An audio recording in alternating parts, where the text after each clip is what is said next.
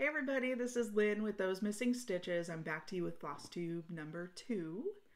And I just want to say thank you to everybody who watched my first video and everybody who subscribed. I'm really overwhelmed by just the amount of feedback and how much positive comments and everything that's been coming from the Flosstube community. I really appreciate everybody watching and all of the good things that everybody had to say. So thank you, thank you, thank you. I will definitely do a giveaway in the future. I just have to decide what it is that I think I'll give away. So maybe on my next video, you'll see that.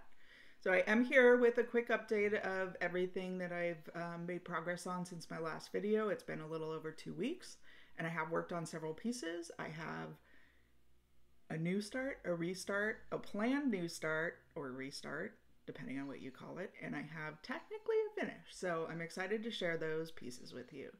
So first of all, my main thing that I work on is A Grand Library by Amy Stewart. It's charted by Heaven and Earth Designs, and I have left it in exactly how I work on it. So I did get some questions about my process, and I wanted to leave it in the stand and the frame and everything that I use so that you can see what my process is. So this is the update of how much progress I've made since my last video. Let me bring it a little closer. I'm working on the bottom of the, I think it's the western shelf. And I have done, since my last video, I've done 6,994 stitches on that. So it's about 1.74%, and this is what it's come out to be. I do work, okay, so this is a K's Creations Z-frame lap stand. I work in, I do all my stitching in a Lazy Boy recliner, and I have an Ottlight kind of rolling arm light that I put over me when I'm actually stitching, and attached on there with an actual tablet, holder is my Kindle where I have Pattern Keeper on there. Pattern Keeper's been an absolute game changer for me in how fast I stitch and how quickly I can get things done, and I find it actually difficult to go back to paper patterns now that I've experienced Pattern Keeper for a little over a year. So I do track in Pattern Keeper. I don't know that I could do this without that, especially with all this max color. I do have a Q snap on here, and I modified it a little bit because I originally had an 8 by 11 and I couldn't quite get the full vertical portion of a 2-page spread in an 8 by 11. So I bought a 6-inch Q snap and then an extender kit. And I used the 6-inch with an extender, which got me to 9 inches, which was perfect for getting the full 2 pages. I think the bottom of the 2 pages, so here's basically the top of the 2 pages, and then the bottom I think is about right here. So it gives me a little bit of extra room so I can still get my hand in there. And then this is 14, I believe. So 9 by 14, so I can get the full 2 pages on there. I do stitch two-handed. I have this little toddler pillow that I attach on the frame clamp, and when it's on the other side, when I'm working on the right side of the piece, I have some safety pins that I pin it to my actual grind guard, just so I can protect all that extra cloth. This is 18 count, and I'm doing it to over 1 full cross, so it's a whole lot of fabric. It's getting really heavy.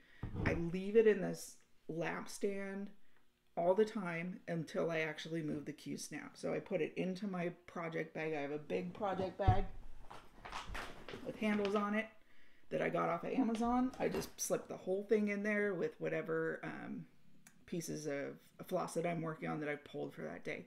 I do stitch two-handed. I keep my left hand behind the piece and my right hand in front, and I'm just able to go, go, go, go, go when I have this stand going. So I can stitch pretty fast. And then I do a loop start when I start, because I'm doing 2 over 1. It's pretty easy, but when I finish, I just flip it over, and it's pretty easy in this frame. I flip it over and finish under other pieces of floss. So that's the majority of my process. For tracking, when I'm done for the day, I go back through Pattern Keeper, and I actually use the Blitz Stitch app on my phone to enter how many stitches I've done for that day on that pattern.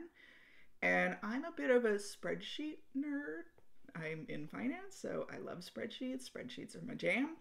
So I do have I then translate all that data that I keep in BlitzStitch into a spreadsheet. And BlitzStitch has a lot of like charts and progress tracking and things that you can keep track of. But I like other stats that aren't in there.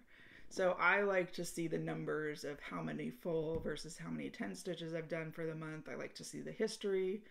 I like to see my daily average for the days that I'm working on it and my daily average for the whole days in the month. Even if I only worked on it a few days, I can tell how many per day or how many in the month per day in that month I've actually progressed. It's not necessary, but I find it fun. So I'm going to keep that. I'm a little hesitant too with an app like BlitzStitch. How long is it going to be supported, or how long are you going to actually have access to it? So I just don't want to completely rely on that. I'd prefer to have some sort of backup, and I don't think spreadsheets are going anywhere. If you're interested in the spreadsheet that I used, I got it from Teresa Little Stitcher from a video that she'd done on Flosstube a couple years ago. You could probably just search on her channel. I did modify it a bit so that I could keep track of stitches versus days. I think her spreadsheet is built with days or whatever she links to.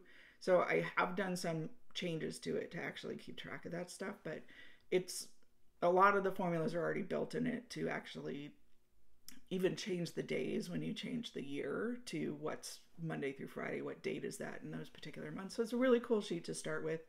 If you want to go look for that and modify it, I'll see if I can link it down below in the description. So that's actually most of my process. Let me see.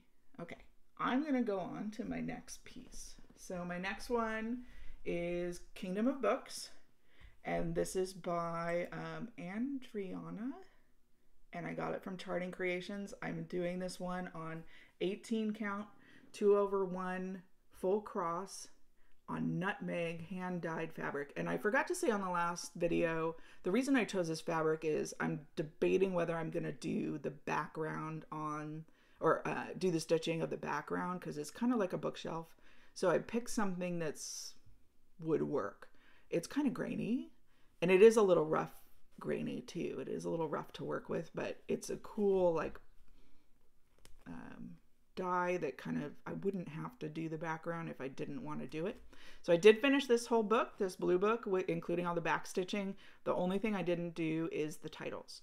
So I do have to decide what titles are going to go on what book. And then I also started working on this red book that's next to it. So one of the questions I got on my first video is, what are the books that I'm going to actually do on this particular piece? So I'm going to read them off real quick. And if you're a book person, you'll understand some of these. I'm a fan of the classics. So most of them are classics, but some of them are more modern. So my books are Pride and Prejudice, Mansfield Park, Jane Eyre, David Copperfield, Les Miserables, The Woman in White, To Kill a Mockingbird, The Count of Monte Cristo, The Color Purple, Little Women, A Tale of Two Cities, Sense and Sensibility, The Pillars of the Earth, The Magus, The Bird and the Sword by Amy Harmon, and Everything I Never Told You by Celeste Ng. So those are the books that I plan to do the titles on. Might be a little challenging. I did make a list of all 16. There's 16 books on here, but some, like this red one, are super thin and very limited on the amount of area that you can actually put a title to in the spine. So I'm going to see how it works out, if I can actually fit something on there. There's some that I can probably eliminate that aren't, you know, in my top 10 that I can take off of there that I won't feel bad. So we'll see how that goes. So this one I actually, since my last video update, I worked on it for 3 days and did 1,401 stitches. So that one's actually going pretty fast, which is cool. I switched to an urge frame, which is kind of a square, almost like a hoop, but a nice little bracket up here that makes it easy. And it actually snaps in there more like a Q-snap instead of just, it's like got a divot almost that it can snap into. And the reason was I had it in a Q-snap, I think an 8x8. And I couldn't fit a whole book into that space. So I wanted to be able to work on full books at a time and work my way over on the books. So this actually worked out perfect. I can see the whole book.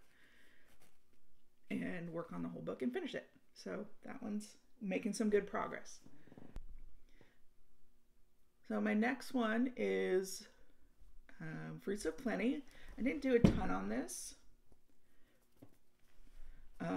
This one is Fruits of Plenty by Modern Folk Embroidery. It's their 2021 stitch along, and I am using the recommended colors that they recommend. This is by on 25 count Silvery Moon Lugana. I'm doing it 1/1 full cross, and I only worked on it one day since my last video, and I've done 449 stitches. So this is another one that's going pretty quick. I do like the Silvery Moon. It's hard to tell on the camera, but it is almost a little grayer, I guess, not just plain white. It's got a little bit of coloration to it, so it's not just bright white. So that is Fruits of Plenty. My next one is A Farewell to Anger. This is by Leonid Afremov, and it's charted by Heaven and Earth Designs. This one I'm doing on 28 count Easy Guide Lugana, 2/110. Only worked on this one day as well, but I did 531 stitches. I did mostly this, let me see if I can get to it, this light blue color that's over here and all the way down. So this super light blue. So that one, a little slower, but I do pick it up every once in a while when I just want to work on some blues. There's plenty of blues in this one. My next one is Night Circus Lovely. This is artwork by Jessica Jackson and charted by Sewing Shop Inc. I'm doing this on 25 count Easy Grid Lugana, 3/110 stitch. And let me tell you, I did a lot of research. I got a lot of questions about the 3/110 stitch and a lot of curiosity on how it looks on the 25 count and some people wanting to try it. Give it a try. I definitely did some research on Facebook and some of the cross stitch groups, and it's not the popular opinion. A lot of people said it's way too bulky for me.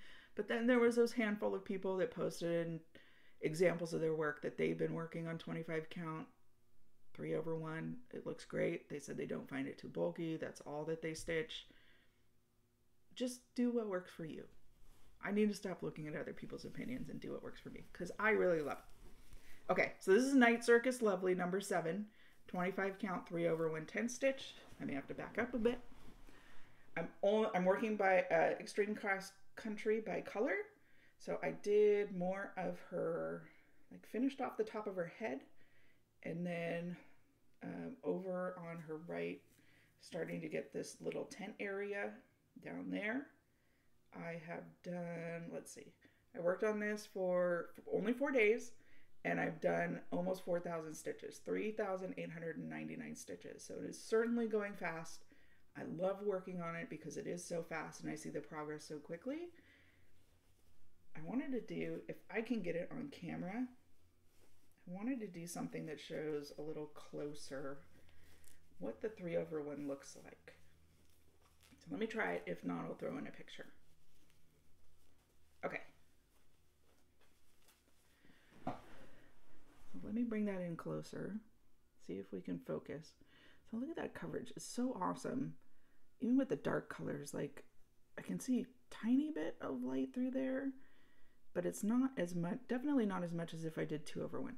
And I still feel like here's like some single stitches in there that I can still see fine to be able to get whatever, here I'm blocking myself, get whatever, phantom stitches are in there for the confetti. I still feel like there's plenty of room, but I just love how thick this is and not seeing the fabric through there. I feel like it's turning out awesome and I really enjoy working on it.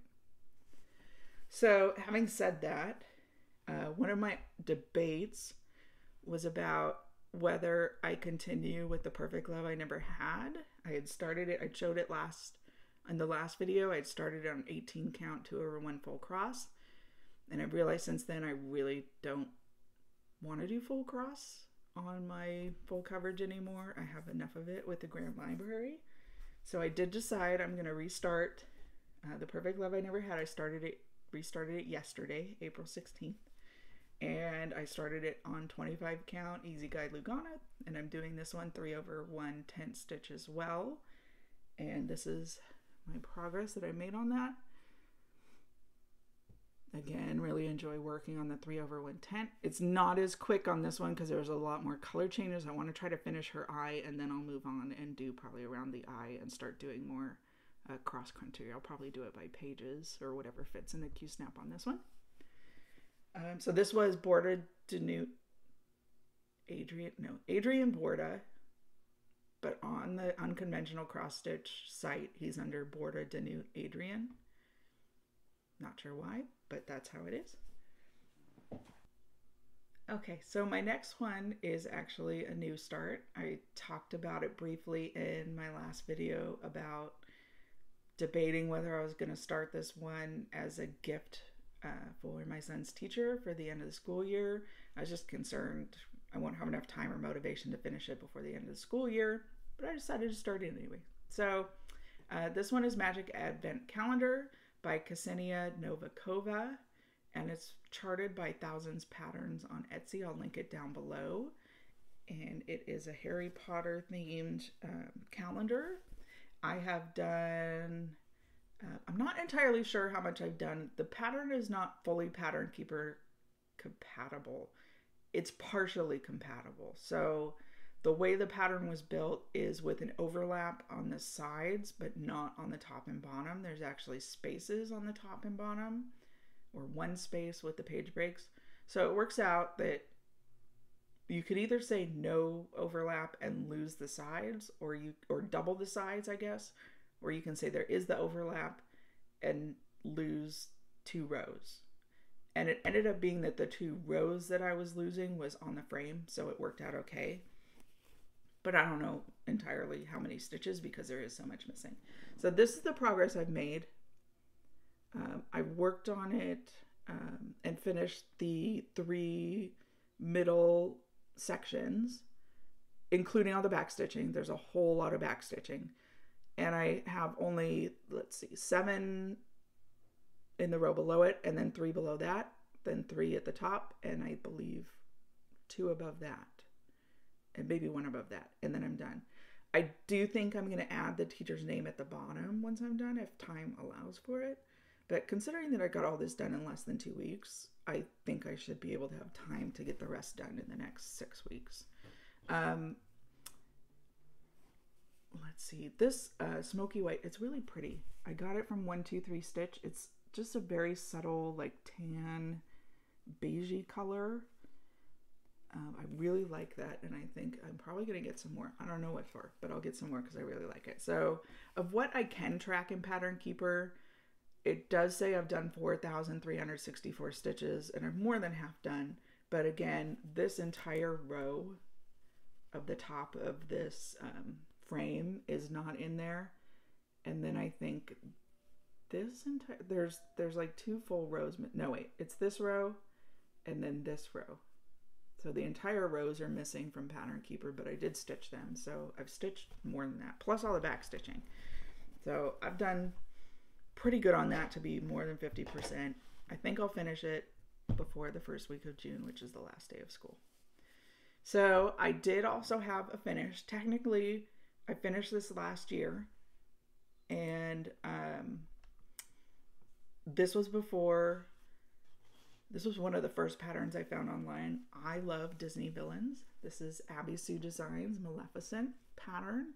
She does these kind of artistic, creative renditions of Disney characters and Disney villains, and they don't have a face, but I think it's pretty cute as far as the artistry of it and her interpretation of them. This is on 14 count Aida, just white Aida, before I could see on anything smaller. I did finish that. I just don't know what I plan to do with it. Once I finished it, I had a thought. And my husband and I have this joke between us that anytime I say, so I was thinking, it's going to cost us a lot of money or be a really big project. So I was thinking with this one, I love Disney villains. I really want a montage of Disney villains. And she has this, Abby Sue has this whole series of villains, not just Maleficent. I bought 5 of them. I bought Maleficent, the Evil Queen, Cruella, the Queen of Hearts, and Ursula. And I decided I'm going to make a montage. So instead of just Maleficent by herself, I'm going to put them all on one pattern. That was my plan for this. But then I decided I don't want to do it on 14 count, and I don't want them side by side. I want them kind of overlapping. So I played with the PDFs a little bit, and I put them together for how I plan to do this. And I blurred it on purpose because I don't want the pattern to actually be showing on the video. But this is what I came up with and how I'm going to stitch it. And I plan to restart it on 25 count probably. I want to find maybe like a smoky gray or even like a blue and purple. I ordered a couple things on Fortnite Fabrics and Be Stitch Me that might work for this, but those could take quite a while to get here, and I'm deciding if I'm patient enough to do that. So that led me down the rabbit hole of maybe I should try dyeing some of my own fabric. So that's where I'm really going to get in trouble with the "so I was thinking" thought. So we'll see. We'll see how that goes. I'm pretty sure I'm going to end up at least trying it. I may not end up doing it or finding anything that I'm good at and just wait for the other fabric, but we'll see. So my next update, that was it for my actual stitching. My next update is actually an order that I got from 123 Stitch. I did order, and they're super quick. I think I ordered at like 9 o'clock in the morning, and by 10:30 I had a shipping notice. And I ordered a bunch of thread or floss too, so it's not like it was just to pick a couple pieces of fabric. So this is all the floss I got. It's so I can finish Magic Advent calendar, and I needed a lot of these are for Night Circus Lovely because I didn't have a lot of the colors for that, so I can finish those. I also ordered just for my stash. This is a full yard of 28 count Easy Guide Lincana, just so I can have it in case, you know, all those other new starts I plan in the future. I also got Fiber on a Whim. This is hand dyed 18 count Aida cotton. It's a fat quarter called Milk and Honey. Let me take it out of there. And I think I ordered this before I started the Magic Advent with the intent of doing the Advent on it. And I ended up having that other smoky white in my stash, so I started that on the smoky white. So kind of another natural looking tans and browns. So that is Milk and Honey from Fiber on a Whim. Okay, my other fabric that I got is a half yard of 18 count vintage Country Mocha Aida. Same thing. It's kind of, I think, brown and kind of tan, just different variations of the brown and tan. That's an 18 count. And then I got a fabric to go with a pattern that I have a planned new start. So this is the pattern. It's Little House Needleworks Kringles Christmassy pattern. And it's hard to tell from the pattern, but the version they have online is on like a silvery gray fabric. So I got this 18 count, it's called Sterling, kind of a grayer. I'm thinking I'll start it on that, but I do have some orders, you know, coming in of some hand-dyed fabric that I might wait and see. I'm not in a rush to start that one. I have a lot of other stuff going on, so I think I'll be fine waiting on that one. Plus, it's Christmassy. I may wait till summer or fall till I'm really interested in working on that one. So that's all I had to share in this video. I thank you again for coming back. If you have watched my first video or if you are a subscriber, I really appreciate it. And if you're new here, welcome. Please feel free to like and subscribe. I will link information in the description below on everything that I talked about. But feel free to ask me questions, anything that you'd be interested in me sharing in the future, or any questions you have about my process or what I'm working on. I'm happy to share and happy to provide feedback. Thank you so much for joining me. Until next time.